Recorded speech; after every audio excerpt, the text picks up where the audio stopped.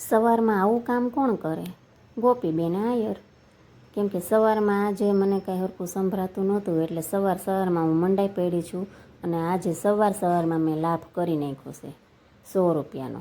માણા એમ કે કાચ ફૂટે તો લાભ થાય, લાભ ન થાય નુકસાન થાય. આમ જોવો 100 રૂપિયાની નુકસાન મને આવી છે. અને મારે જવાનું હતું મોલમાં, કેમ કે મારે ને લાલ મરચું પાવડર થઈ રહ્યું હતું, એટલે આ હાથીનું હું વાપરું છું. હવે આમાંથી બ્લેક લઉં કે રેડ લઉં એ મને ખબર પડતી નથી. અને અમારે ને પતિદેવને મહિનાની 1 બોટલ તો જોઈએ જ છે, એટલે પતિદેવની વોટર બોટલ પણ મારે લેવાની હતી.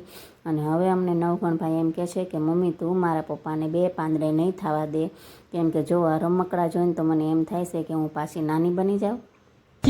અને ઘરે આવીને મેં મારા માટે બાજરાનો રોટલો બનાવ્યો છે, અને અમારા રાજકુમાર માટે બનાવી છે ઘઉંની રોટલી.